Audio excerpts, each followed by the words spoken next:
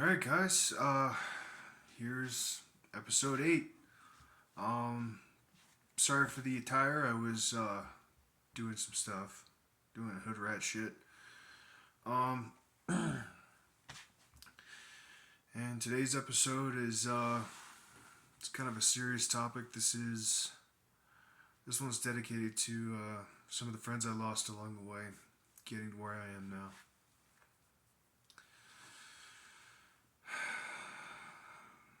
I guess I should start off by saying, you don't survive the kind of life I had without. I mean, not everybody makes it. You know, I've had friends get killed. I've had friends become killers. I'm gonna be talking about a little bit of both of those today, and what you should probably avoid doing to avoid winding up the way they did.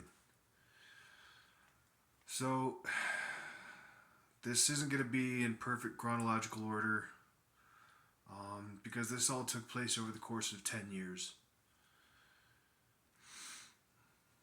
I'm going to start with the case that comes to mind first every time I have this kind of conversation, either in my head or with someone else. Is my buddy Connor Whited. Me and him first met each other in Nashville, Tennessee, 2017. When I first met him, he was basically just a goof. He wasn't really, he wasn't a drug user or anything. He never really, he drank a little bit, but fuck it, he was 21 at the time.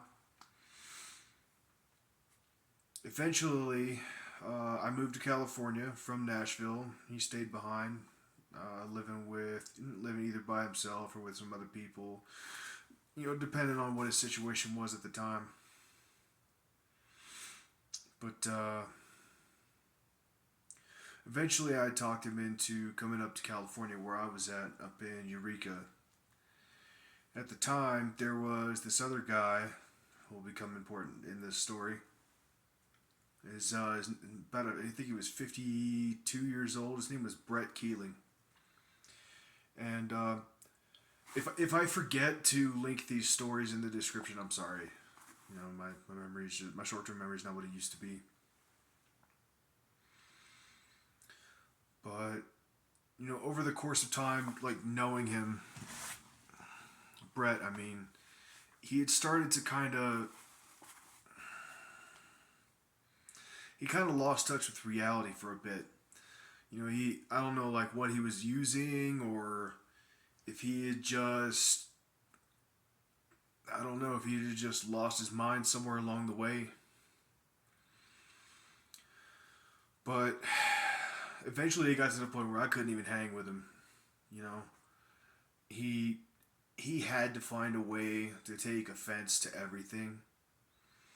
I remember one time I gave him a nug of weed, and because the strain was called wedding cake, he got pissed off because I gave him a bud of wedding cake, and he didn't have a girlfriend. I'm not even kidding. And I made it absolutely clear, like, I'm not trying to, like, fuck with you, you know? Like, I'm not trying to cause you any distress. I'm not trying to be a dick. But in first instance, it's like, oh, you're gonna hand me a nug of wedding cake and you know I don't have any in my life? And I'm like, dude, just fuck off. Just fuck off. Don't talk to me anymore. I'm done. So then my buddy Connor finally comes up from Tennessee. And, after a while, I noticed, like, he was getting listless. He, he wasn't really sure, like, the way I was living was the way he wanted to do things. And I don't know who would. I don't know who would want to live the way I did. But, eventually, one night, me and him, I went to go bed down for the night. He decided to stay up for a while longer. And then at 4:30 in the morning, I know because I had a watch at the time, I'm in my bedding spot, and Connor, like, I could, like, he comes up next to me and sits down next to me. I could feel this dude practically vibrating next to me. Like, he is wired off something, right? And he wakes me up and says, hey bro. I'm like, dude, what? He's like, you're not gonna believe what your boy Connor just did? I look at my watch and I said, nigga, it's 4:30 in the morning. Go the fuck back to sleep. And I did just that. I went right the fuck back to sleep. And so I woke up again about 2 hours later. It's about 6:30 in the morning. I go make my way down to the homeless shelter like I usually would for my morning meal. And I noticed in the park where I last saw Connor before I went to bed, there was a section of the alleyway that was cordoned off with like yellow tape, and there was emergency vehicles all over. You know, lights just ablaze, but no sirens. It was dead quiet. Forgive the pun. And I was sitting there wondering, like, well, fuck, was that Connor? Is he all right? Because I didn't see him again till like 2:30 that day.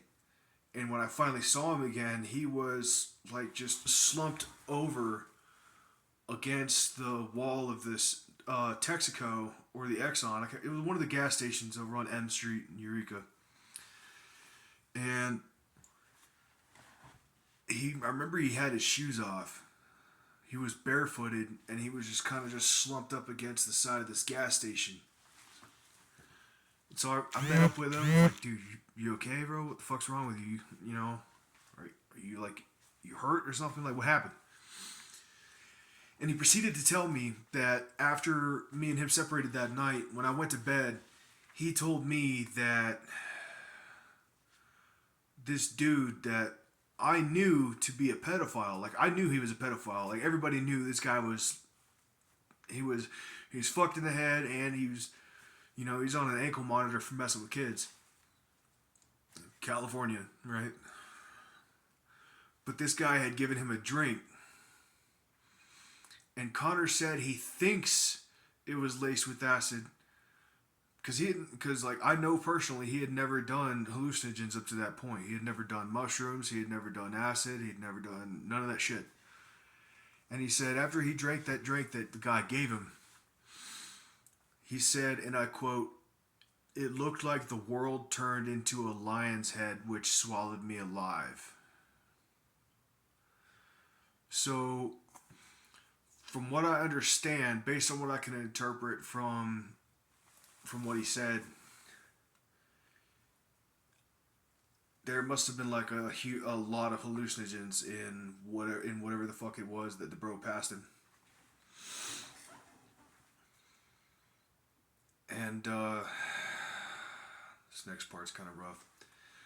This next part I only know because the detective in charge of the investigation told me.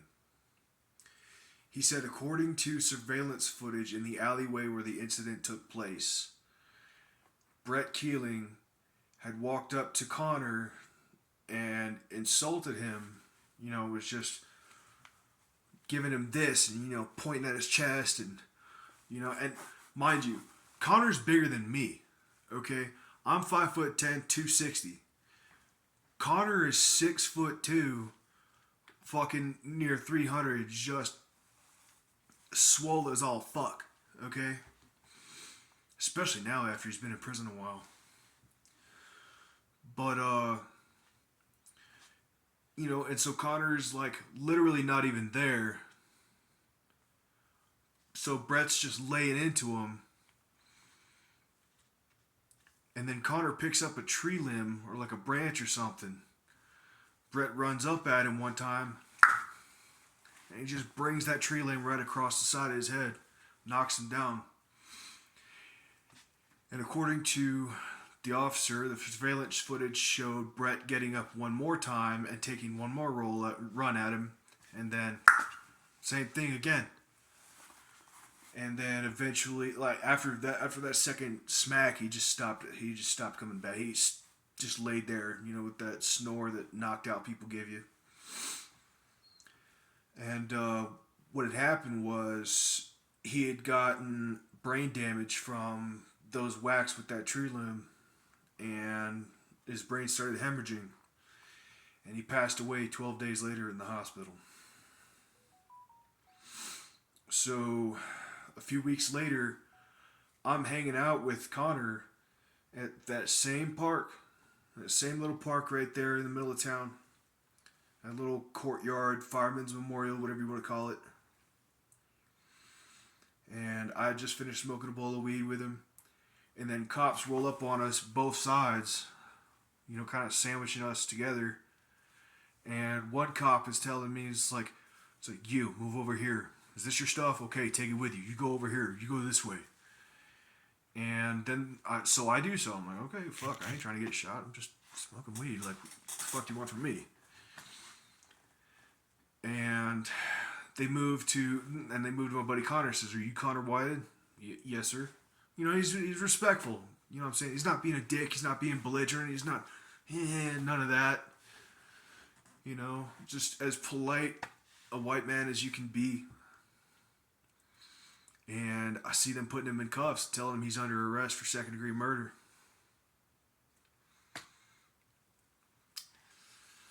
Yeah.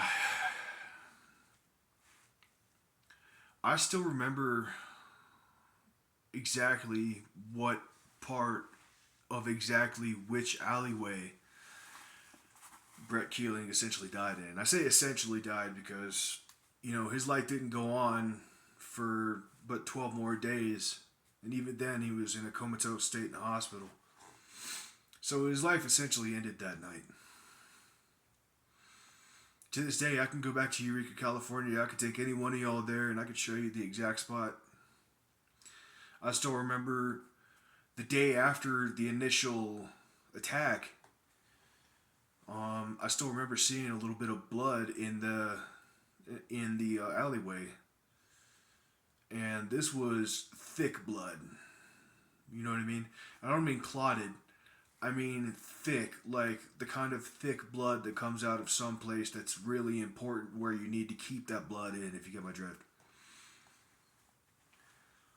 I'm not going to get too graphic, but he hit Brett hard enough in the head that, essentially his brain matter is coming out of his nose.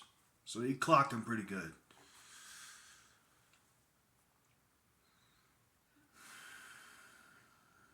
So that's one instance, and to this day, my buddy Connor's in prison for that. And I'd be lying if I said there isn't at least a part of me that blames myself, for just even suggesting that he come out to California in the first place.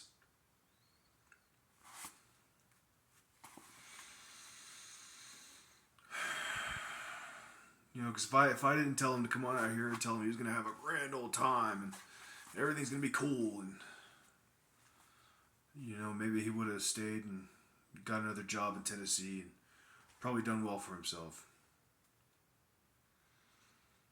So I'm not happy about that. I don't know who would be. But,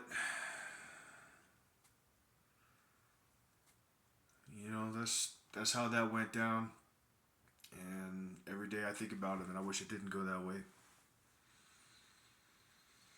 I've had another friend of mine that was murdered, allegedly. I say allegedly because I only heard the story from one person. Like I knew he was dead, but I'd only heard the story from one person who I'm not 100% sure is a reliable source, because this person was notoriously full of shit about other things. But, this friend of mine will have to remain anonymous. So the story goes the way I heard it. This gentleman, this friend of mine, used to come visit us in Tempe, Arizona from his place down in the south side on Wednesdays. I don't know why he always picked Wednesdays. But he was a collector of sorts.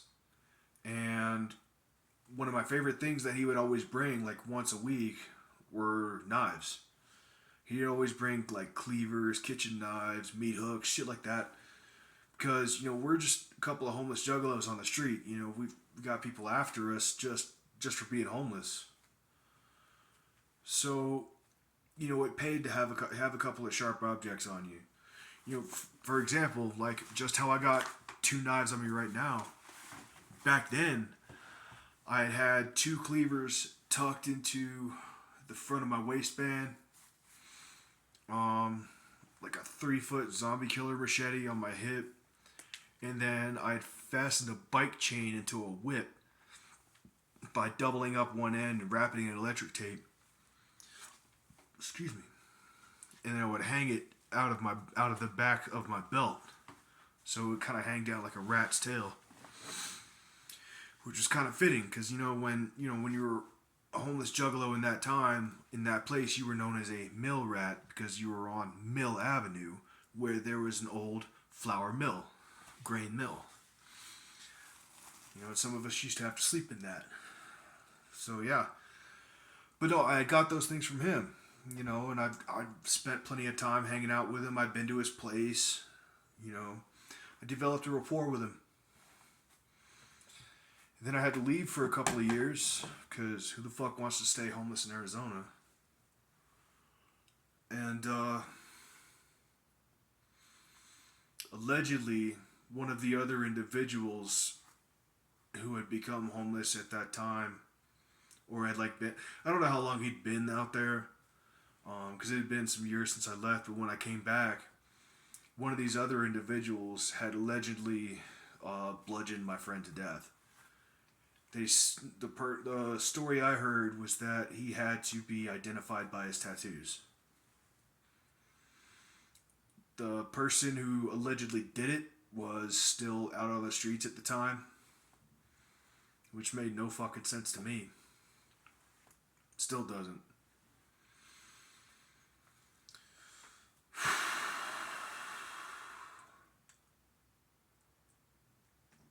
So we lost him with no sort of preamble whatsoever.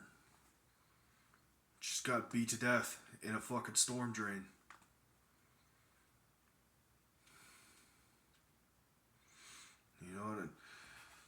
I've lost friends to each other. I've lost friends to the cops.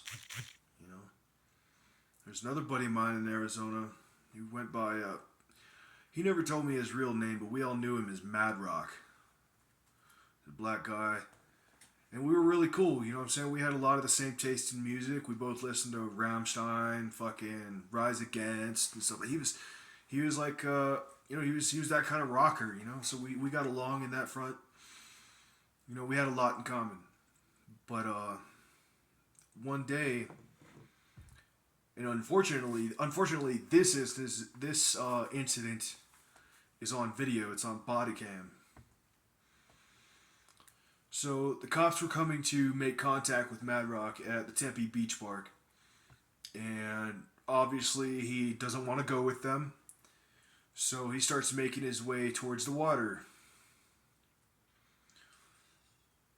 Unfortunately, when he had gone into the water, he didn't account for his inability to swim. And he wound up drowning. In an attempt to evade the police. Now, whoever you want to pin that on, discuss that amongst yourselves. Obviously, it shouldn't have happened. Any way you cut it.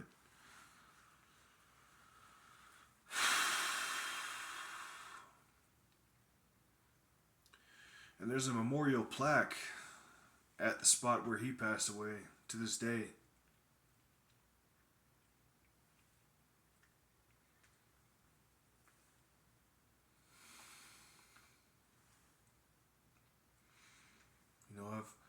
I've lost people to, let's see, I've even had, one friend who, I don't even know what it was that got him. To this day, I just know he's gone. His name was Chris, but we called him Tree, because he had suffered from there was something up with his pituitary gland to where he grew to 6'8" but he never grew any bodily hair like you would when you hit normal puberty. So some aspects of his body's growth were stunted and some aspects were oversized. And I can't remember whether it was a complication from his condition or some sort of sickness or whatever. He wound up passing away. He was barely, fuck, I think it was, he wasn't even, I don't even know if he was in his 30s yet. He was just there one day, gone the next. I had another buddy die of meningitis. He spent his last hours in just total pain. Couldn't hardly move. Infection just totally riddled his body from his brainstem all the way down. Essentially just rotted away in his hospital bed. There was nothing anybody could do for him.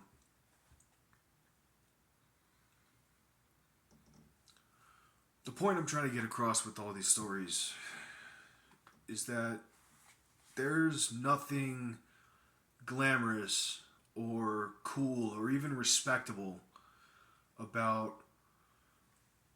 you think you might be like rebelling, you think you're exercising your independence, be it from your parents, foster parents, whatever authority figure it is you wanted to really stick your middle finger up at. It's just retarded, and you're more likely to wind up dead than surviving like I did. I dare say like over half the people I knew from that time in my life are all dead. All of them. Be it from drugs, altercations, running from the cops, disease. There's nothing cool or glamorous or fun about being homeless. There's nothing cool, glamorous, fun, rebellious about getting wasted constantly just because your parents aren't around to tell you to stop. Like that's stupid kid logic. And it absolutely will get you killed. So do me a favor, do yourselves a favor, stay the fuck in school, tell your parents you love them, and don't let your friends go down the same paths mine went down, okay?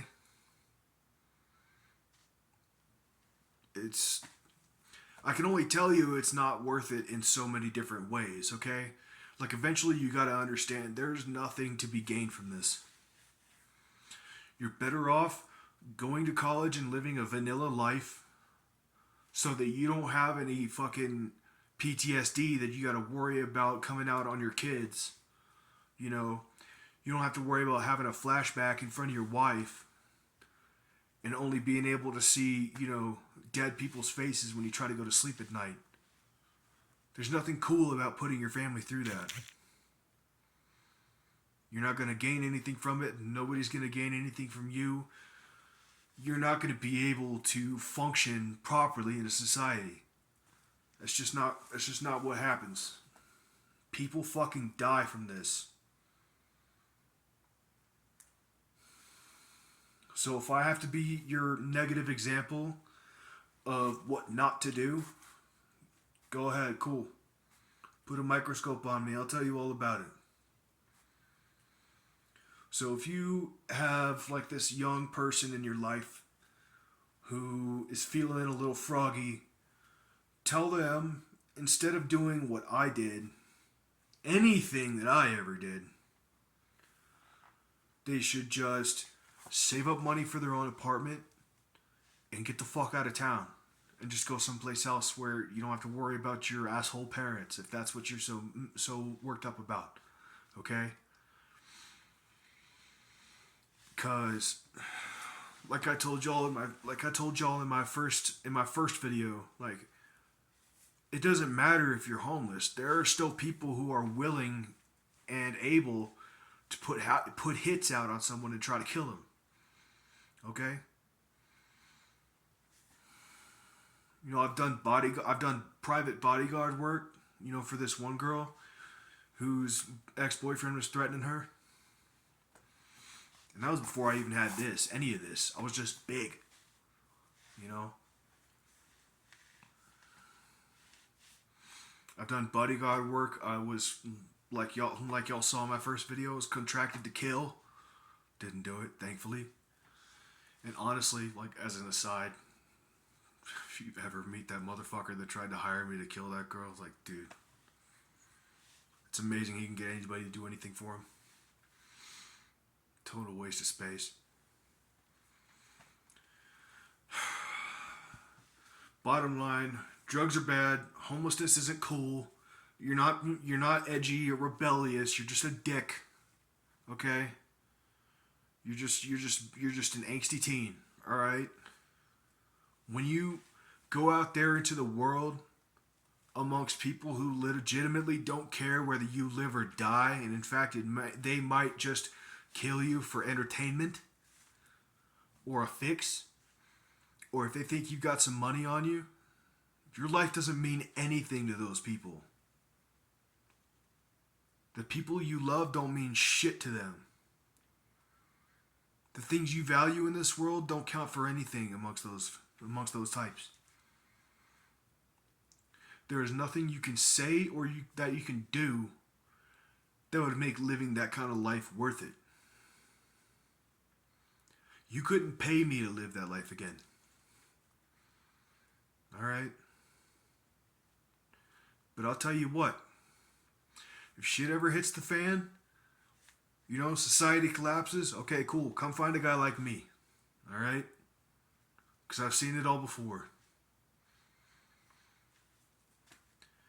Maybe I'll teach you how to get through this so you can pass that knowledge on to your kids one day or something. I don't know. So stay safe out there tonight, y'all. Take care of yourselves and each other. Like, comment, subscribe. See you all in the next one.